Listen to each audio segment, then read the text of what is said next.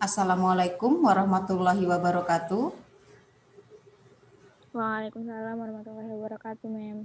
Oke, mungkin pada ini ya, karena hujan di sana ya, Nak? Di rumah saya udah berhenti, Mem. Iya, ya di sini juga hujan.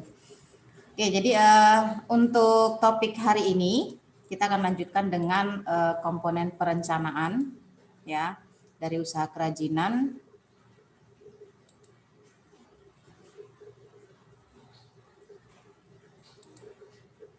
Oke, jadi di sini kita akan lanjutkan dengan komponen perencanaan usaha ya. Nah, ini indikator dari pembelajaran yang kita harapkan adalah menjelaskan komponen perencanaan usaha kerajinan yang berdasarkan pada kebutuhan dan keinginan lingkungan sekitar ataupun pasar lokal. Yang kedua, menjelaskan langkah-langkah penyusunan perencanaan kerajinan yang berdasarkan pada kebutuhan dan keinginan lingkungan sekitar pasar lokal.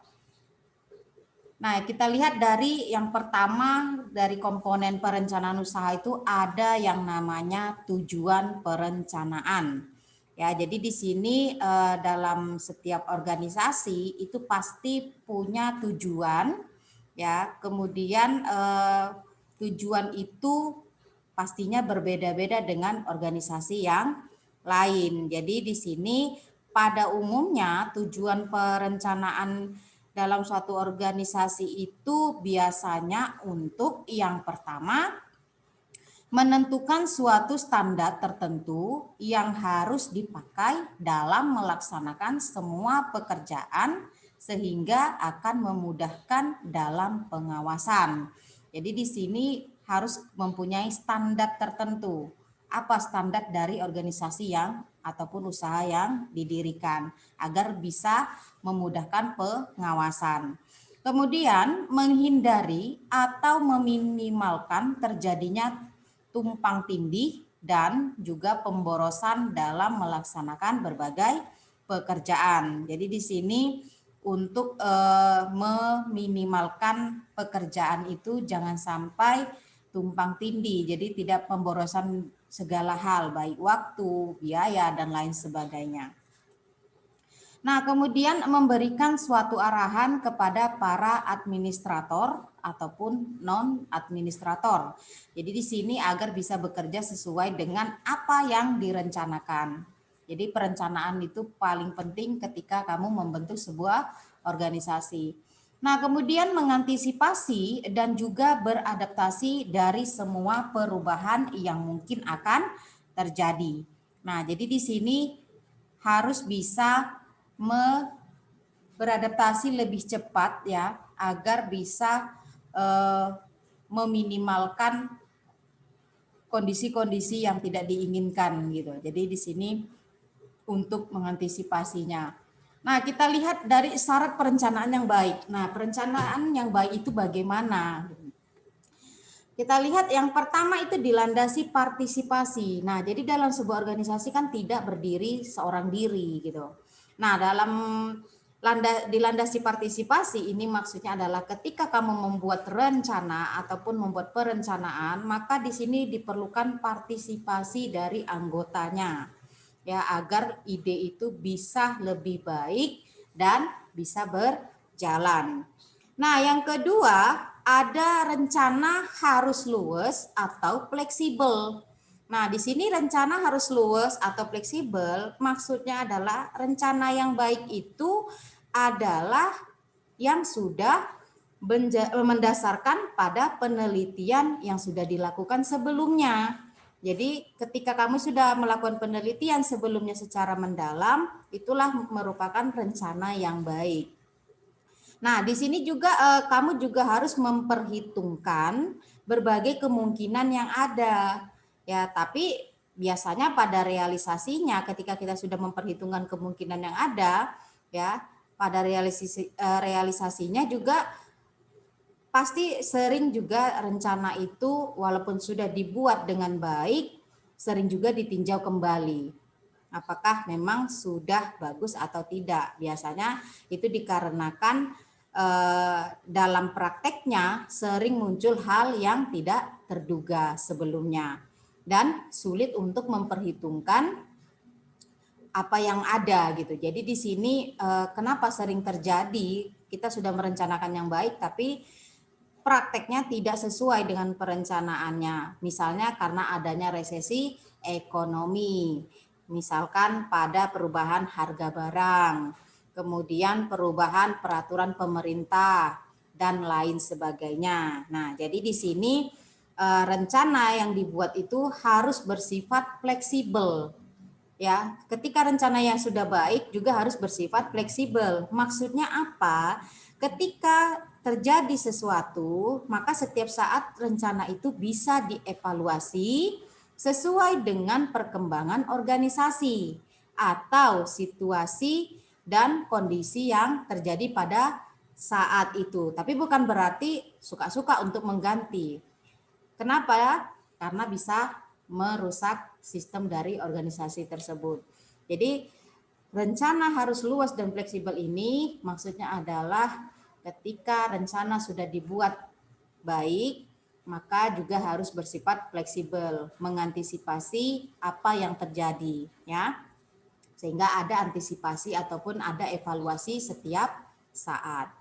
Nah, yang ketiga ada berdasarkan pada alternatif. Nah, ketika kalau berdasarkan kepada alternatif, berarti di sini ketika kamu menentukan dan menetapkan rencana yang baik, maka sebelum membuat atau menetapkan rencana tersebut harus ditentukan terlebih dahulu alternatif dari perencanaan. Berarti ada plan B. Plan A, plan B, nah seperti itu. Jadi ada alternatif yang cadangan yang memang sudah bisa dibuat ketika kamu membuat perencanaan. Jadi dengan alternatif perencanaan tersebut, kamu bisa mempertimbangkan untuk dan juga rugi, untung dan juga ruginya dari setiap alternatif, ya. Jadi rencana ini, alternatif ini merupakan cadangan untuk mengantisipasi sesuatu yang terjadi. Oke.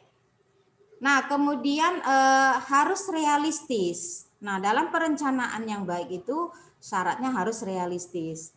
Nah, realistis itu harus sama dengan tujuan, seperti halnya tujuan organisasi itu kan harus realistis, ya.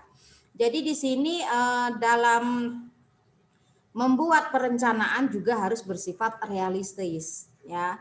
Jika tidak realistis, maka mungkin yang akan terlihat baik itu hanya sebatas di kertas atau di proposal aja jika tidak realistis, ya. Nah, kemudian di dalam prakteknya itu juga pasti tidak baik jika proposal dengan prakteknya itu tidak realistis, ya, tidak berjalan sesuai dengan rencana. Jadi rencana yang tidak realistis inilah yang bisa terjadi, ya, yang membuat ataupun menetapkan rencana tidak melihat adanya kekuatan, kelemahan, kesempatan atau berbagai batasan yang dimiliki oleh organisasi tersebut. Apabila perencanaan itu tidak realistis, ya, sehingga tidak terlihat apa kelebihannya, kelemahannya gitu, tidak berjalan dengan baik.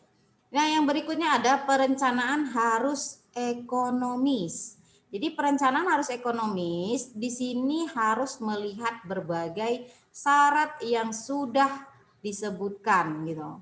Nah, biasanya terhadap keterbatasan organisasi, rencana juga itu harus juga dipertimbangkan dari aspek ekonomis dalam pembuatannya. Jadi di sini perencanaan itu harus melihat dulu poin-poin yang sebelumnya sehingga bisa dipertimbangkan dari segi aspek ekonomisnya.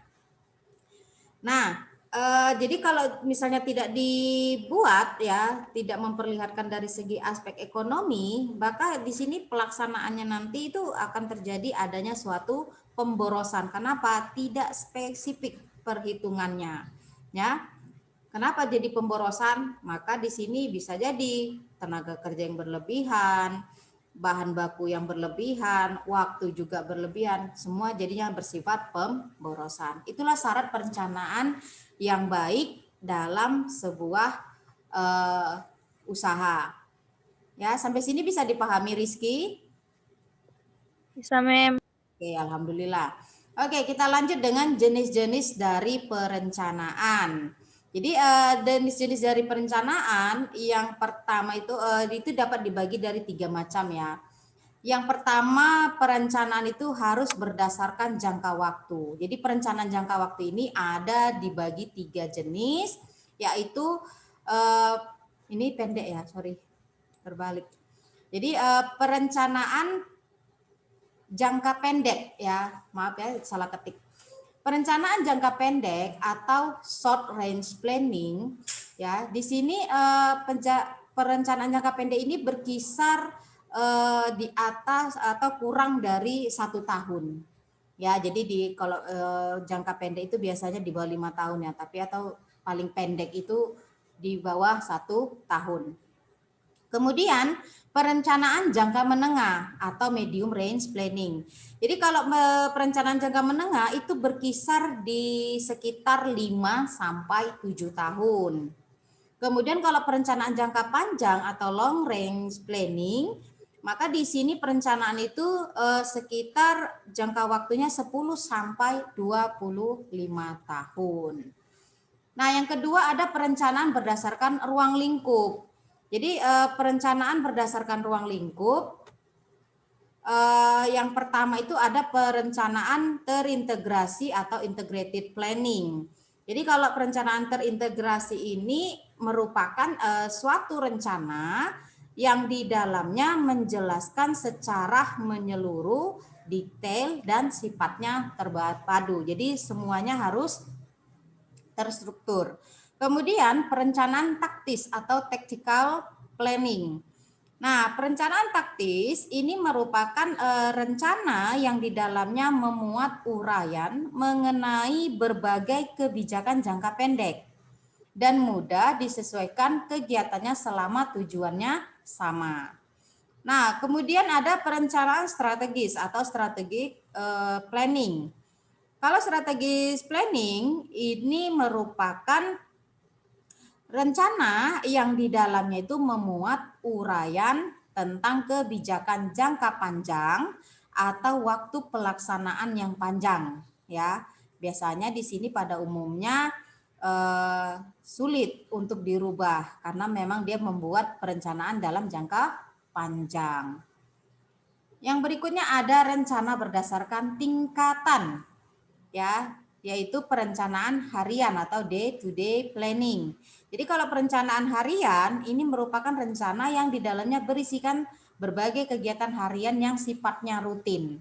Jadi setiap hari itu akan dibuat kegiatannya karena dilakukan secara rutin. Kemudian perencanaan operasional atau operational planning. Nah, operational planning ini merupakan rencana yang hanya fokus kepada pedoman atau petunjuk pelaksanaan berbagai macam dari program organisasi tersebut. Nah, yang ketiga ada perencanaan induk atau master planning. Nah, perencanaan induk atau master planning adalah rencana yang hanya fokus kepada kebijakan organisasi yang di dalamnya berisikan tujuan jangka panjang dan ruang lingkupnya biasanya itu bersifat luas. Oke, kita lihat dari fungsi perencanaan. Nah, fungsi perencanaan ini yang pertama, suatu perencanaan yang baik akan mendorong tercapainya tujuan dari organisasi. Nah, seperti tercapainya laba yang diharapkan, kemudian menurunkan biaya yang dikeluarkan organisasi. Nah, seperti itu yang merupakan perencanaan yang baik. Kemudian untuk menghadapi dan meminimalisir dampak yang ditimbulkan dari ketidakpastian di masa yang akan datang. Nah, yang ketiga itu untuk mengarahkan dalam pelaksanaan berbagai kegiatan supaya tertib dan teratur menuju tujuan yang sudah ditentukan sebelumnya. Yang keempat itu ada untuk menentukan dan memilih prioritas dari beberapa macam alternatif atau pilihan yang ada. Dan yang terakhir itu sebagai alat yang digunakan untuk melakukan pengawasan dan pengendalian terhadap pelaksanaan kegiatan organisasi. Nah, kita lihat dari tahap-tahap penyusunan perencanaan. Nah, yang pertama itu merumuskan dan menetapkan tujuan atau permasalahan yang akan dipecahkan. Nah, ini maksudnya adalah penetapan tujuan itu harus didasarkan pada falsafah ataupun misi yang dimiliki oleh organisasi. Jadi perumusan dari tujuan ini biasanya dipengaruhi oleh dari berbagai macam nilai yang diatur oleh para eksekutif ya, dan berbagai nilai ataupun tanggung jawab sosial pada saat tertentu. Nah, kemudian melakukan analisis kesempatan. Melakukan analisis kesempatan ini maksudnya adalah ketika organisasi itu harus melakukan suatu analisis ataupun pengamatan terhadap lingkungan sekitar. Nah, jadi di sini lingkungan yang sekitar itu maksudnya kan kondisi lingkungan itu berubah-ubah. Kemudian selalu bisa memberikan kesempatan dan ancaman apakah akan dimanfaatkan atau dihadapi ataupun dihindari. Jadi dianalisis kesempatan yang ada. Kemudian melakukan analisis sumber daya. Jadi analisis sumber daya ini tujuannya selain aspek lingkungan yang dianalisis, dia juga organisasi ini juga harus melakukan analisis dari sumber daya yang dimiliki ya. Jadi dari analisis yang dimiliki, sumber daya yang dimiliki itu harus mengetahui kekuatan ataupun kelemahan dari organisasi yang bisa dimanfaatkan atau diatasi ya. Jadi sumber daya ini bisa berupa sumber daya manusia, sumber daya alam ataupun sumber daya lainnya. Nah, ataupun seperti fasilitas, dana, fisik ataupun lain sebagainya. Nah, kemudian ada identifikasi dan pengembangan alternatif. Jadi kalau identifikasi dan pengembangan alternatif ini maksudnya adalah dalam pengambilan suatu keputusan ya, maka di sini harus dikembangkan berbagai alternatif ataupun pilihan ya dari berbagai sumber data yang dimiliki oleh organisasi. Jadi dari berbagai macam alternatif tersebut kamu bisa membuat keputusan yang terbaik. Nah, implementasi strategi. Jadi kalau implementasi strategi ini biasanya itu melakukan sebuah perincian dalam bentuk berbagai program ya, dan anggaran yang lebih terperinci atau detail sehingga akan lebih mudah untuk diterapkan ataupun diaplikasikan. Yang terakhir melaksanakan keputusan ya. Melaksanakan keputusan ini berarti di sini kamu bisa memastikan ya, memastikan dari sebuah pelaksanaan rencana yang sudah disusun ya. Di sini memerlukan suatu pengendalian dan pengawasan. Jadi di sini dari pengendalian dan pengawasan maka kamu bisa menerapkan untuk menghasilkan hasil yang maksimal ya ataupun yang sudah ditetapkan. Jadi pelaksanaan keputusan ini adalah ketika kamu mengadakan pengendalian ataupun pengawasan dalam sebuah rencana. Nah, kita lihat dari menentukan jenis usaha ya. Jadi dalam menentukan jenis usaha itu kamu harus melihat faktor internal maupun eksternalnya. Yang pertama dari segi jumlah modal, dan sumber modal yang diperlukan. Kemudian ketersediaan bahan baku, baik itu secara kualitas, kuantitas, serta kontinuitasnya. Kemudian ketersediaan dari tenaga kerja yang diperlukan, prospek pemasaran produk yang dihasilkan, kemudian cara-cara pendistribusiannya bagaimana, daya beli masyarakat terhadap produk yang dihasilkan, serta selera konsumen. Jadi di sini dalam menentukan jenis usaha, kamu harus teliti terlebih dahulu dari semua komponen yang ada, baik itu dari internal maupun eksternalnya, agar usaha itu dapat berjalan dengan baik dan bisa berlangsung secara lama. Nah, kemudian oke, itu saja ya ternyata untuk hari ini.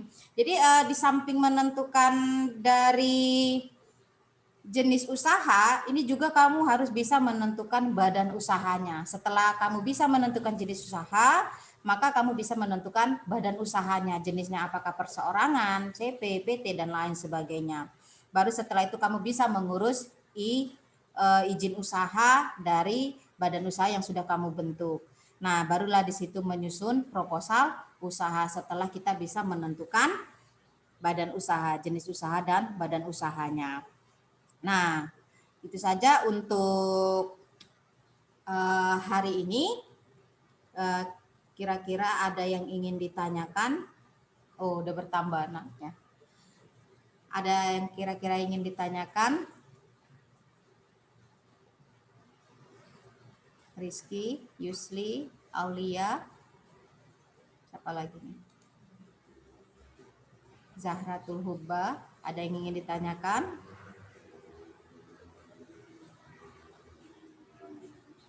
Alhamdulillah tidak, Mem. Udah jelas ya? Udah jelas ya?